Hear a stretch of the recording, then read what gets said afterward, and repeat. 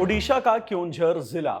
एक आदमी बैंक के काउंटर पर खड़ा है। उसके हाथ में कोई बैग नहीं है, कोई पासबुक नहीं है, कोई फॉर्म नहीं है।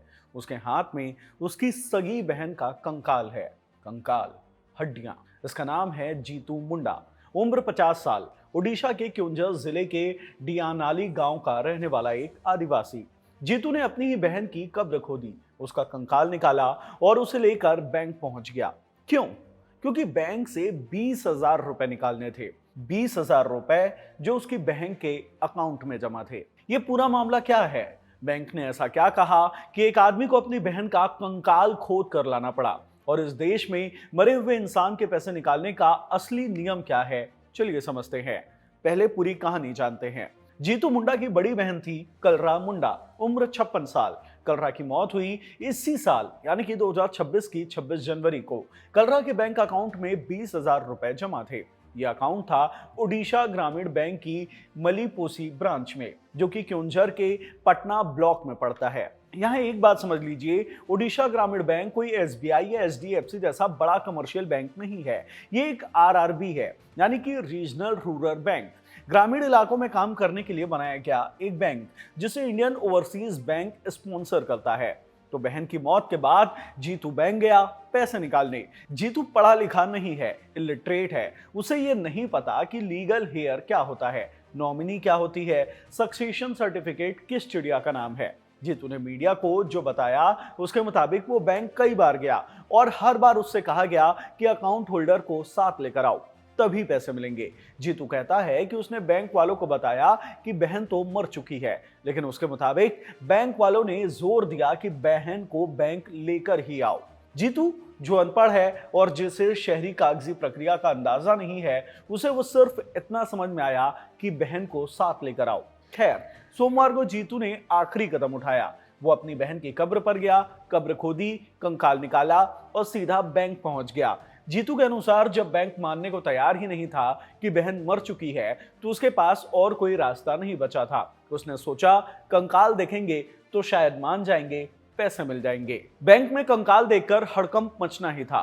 खबर पुलिस तक पहुंची। पटना थाने के आईआईसी यानी कि इंस्पेक्टर इंचार्ज किरण प्रसाद साहू मौके पर पहुंचे। साहू के मुताबिक जीतू एक अनपढ़ आदिवासी आदमी है, उसे लीगल हेयर और नॉमिनी का मतलब नहीं पता और उसकी राय थी कि बैंक के अधिकारी जीतू को सही प्रक्रिया समझा नहीं पाए।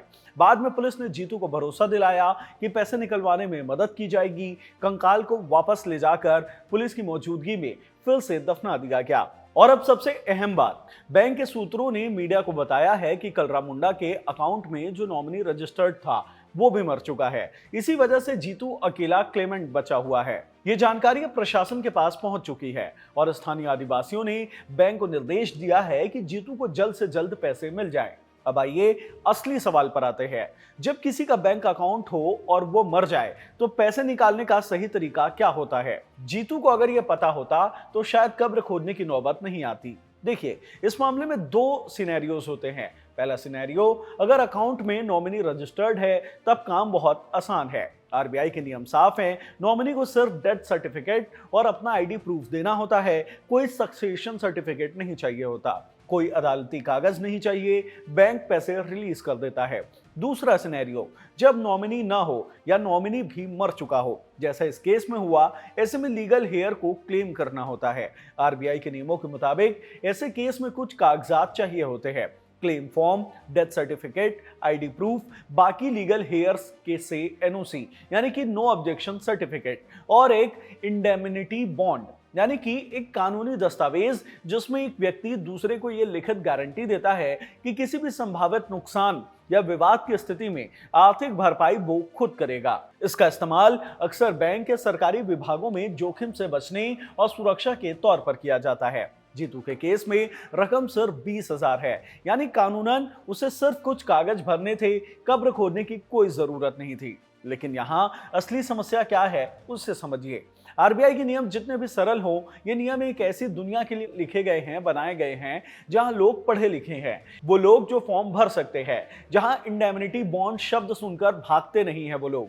क्योंझर के डियानाली गांव का जीतू मुंडा उस दुनिया का हिस्सा नहीं है। उसके लिए बैंक एक रहस्यमय जगह है, जहां उसके बहन के पैसे फंसे हैं और जहां बार बार उसे लौटा दिया जा रहा है। जीतू मुंडा को उसके 20,000 रुपए शायद अब मिल जाएंगे, प्रशासन ने आदेश दे दिया है। लेकिन ये कहानी सिर्फ 20,000 की नहीं है, ये कहानी उस फासले की है जो हमारे नियम और हमारे आखिरी आदमी के बीच आज भी बना हुआ है। और जब ये फासला रहेगा, कोई ना कोई जीतू मुंडा अपनी बहन का कंकाल लेकर किसी न किसी बैंक के काउंटर पर खड़ा होता रहेगा। इस वीडियो में इतना ही। धन्यवाद।